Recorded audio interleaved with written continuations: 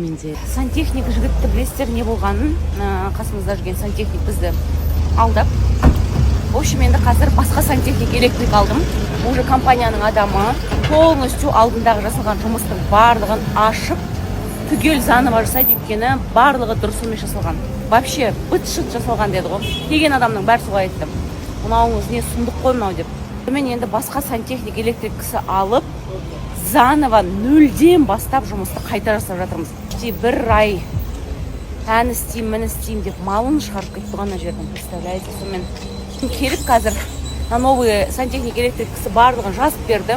Бағасын да адекватны айтты, құлаққа сіңімді. Хотя еще у него переделка, екі есе жұмысты, я. При этом әйтеуір құдайға қараған кісі екен. Жеті құрдастамын қазір. Электричествоны алып жатырмын. Мен сантехника заттарын тоже қазір аламын осы. Сантехник жайлы сіздерге алдында мен телеграмда айтқан болатын өзімнің. Сол, в общем, о кезде уже 2 миллионнан аса ақша құртқанбыз. Енді қазір қалған заттардың барлығын почти миллион теңге болып тұр ғой деймін. Қазір сантехниканың затын есептейді, маған 700 мың теңге төледім электричествоға. Заново қайттан алып жатыр ғой. Енді жеткен заттарын сол жақтан алады, қайттан заново жасайды. В общем, двойной шығынға шығып қалдым. Еще жұмысы бар, общий.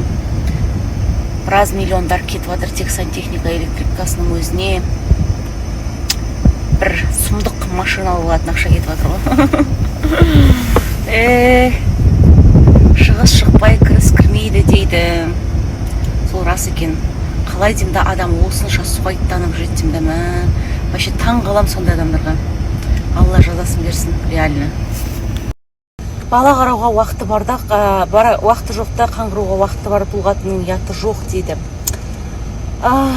Мен қаңғырып жүрген жоқпын. Если я откуда-то в сторис снимаю, это я просто кушаю. Қарным ашқаннан кейін мен отырып, тамақ істеп отыратын уақытым жоқ. Кеше мен, сіздер білмейсіздер, мен не жұмыс жасайтынымды. Сіздер менің өмірімнен где-то бір сторисің, бірақ мен бір күніне 10 сторис алатын шығармын, бір 10 минуттық өмірімді көрсететін шығармын, бірақ қаншама заттарды мен көрсетпеймін. Кеше менде мысалы алдымызда менде бір проект алып жатырмын. Соған мысалы съемкалар болды. Қанша сағат сол съемка жасадық, я? Одан былай менің мойнымда атқарылып жатқан жұмыс талай. Ақша табу керек, жұмыс жасау керек. Я мен баламды қарауға уақытым жоқ деп атқан жоқпын. Мен кешке таман ұйықтар кезде қарауға болатын еді. Просто мен бала қарайтын Айгүл мамам қазір енді үйде отырып үлкен кісіге оңай болған жоқ. Содан кейін қазір сестрам, сестренкаларым барлығы жабылып менің баламды қарап беріп жатыр. Я 17 күні мен сестренкамның тойы болады, өзімнің туған сіңлімнің. Құдалық тойы, соған алып келеді уже баланы, бұйырса. Соғанға дейін жұмыстарын бітіріп ал деп жатыр. Бүгін мен Астанаға ашу керек едім. Мысалы, мен бала қараймаймын ғой, Астанаға кетіп барады. Мен по работе еду туда. Жұмыстарыммен там тоже шешілу керек жұмыстар бар, проблемалар бар өзінің бірі. Бүгін мысалы тағы да ол жұмыс отложилось, түнде ұшамыз енді Астанаға. Қазір мен мені сантехника заттарды алып, қазір Тұзды Бастауға барам, үйге барам. Одан кейін сантехникпен сөйлесем, ана жұмыстардың барлығын өзім қадағаламасам болмайды. Көріп жатсыздар. Мен біреу ақпында, бірақ жұмысым миллион. Бір жылда өздеріңіз ойлаңыздаршы, таунхаусты салып, ремонтын жасап, сатып алып, оның барлығын істе, одан былай расход, той-томалақ бар, басқа дүниелер бар, я. Оның барлығына ақша табу оңай емес. Мен әшейін отырған жоқпын, көтенім жер ескемейді менің, шынымды айтайын. Аягөз қайда барасың деп біз қайтып бара жатырмыз ағайын. Аягөзде тойымызды абыроймен атқардық. Аллаға шүкір, той өте жақсы өтті. Қонақтар да жақсы екен, керемет өткізіп, сонымен Алматыға қарай қайтып бара жатқан жайымыз бар ағайын. Сол Аллаға шүкір әйтеуір. Өстіп ел аралап, жер аралап. Бүгін біз Үшбиік деген ауылдан шығып жатырмыз. Кеше сол Үшбиік деген ауылда болды. Оказывается, Аягөзден бір 50 шақырым жерде Үшбиік деген ауыл бар екен. Сол ауылға барып, тура темір жолдың жанында, станцияның қасында екен. Сол жерге той басқардық. Кеше ұзату той болды. Бізде қазақтың тағы да бір қызын өзінің ұясына қондырдық. Қасында Сұлтанчик артта Ойбол деген жігіт бар. Ойбол деген. Солай достар. Баршаңызға ассалаумағалейкум. Алматыға жолға шықтық. Алла сапарымыз сәтті қалсын. Міне көріп алыңыздар, Аягөздеміз ағайын.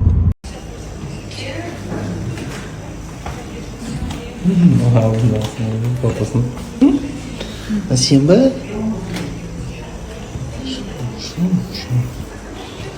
Аз қалды бұйырса. Келген екен, жауап бере салайын. аудиоларды, стористерді, видеоларды дұрыс көрмейтін адам сияқты майдың ортасынан бастап мына бетімде қазір қызарып тұр, әлде де негізі көрінеді байқайтын адамға. Розация неше жылдан бері менде мазалап келетін, көп стористерімде де қызарып жүретінмін, бірақ тоналкамен жүретінмін. Сөйтіп майдың ортасынан бастап антибиотиктер мен гормондар ішіп бастадым. Мынау вообще асқынып кеткен болатын, прям қып-қызыл, бетімде таза жер қалмай қалды. Сөйтіп барып укол алдырттым бетіме, қазір кремдер жағып жүрмін, антибиотик ішіп жүрмін. Осыған дейін төрт антибиотик пен гормон ішіп жүрген болатынмын, таңертең, түсте, кешке деп. Қазіргі уақытта тек біреуін ішіп жүрмін, ол антибиотик, және де арықтайтын капсуламен бірге ішілу ұсынылмайды, дәрігер маған рұқсат бермеген, бірақ өзімнің денсаулығымды өзіме жауапкершілік қылып алып ішіп жатырмын. В общем, сол. Құла әлі машинаның ішінде жатыр. Кеше мешітке барып сұраған болатынмын, не істесем болады деп. И ол кісі айтты, инелерін бәрін бір печаткамен алып тастадағыны бір жерге апарып өртеп көміп таста дейді. Соны солай жасаған дұрыс па, не істеу керек, даже білмеймін, шынымды айтсам. Білмеймін, қатып кетті. Еще бүгін тігін курсына баруым керек болатын, бүгін ертең уже 2-ақ күн қалған болатын ғой. Уже ертең бітіруіміз керек еді, бірақ хан ауырып қалғаннан кейін бара алмай қалдым.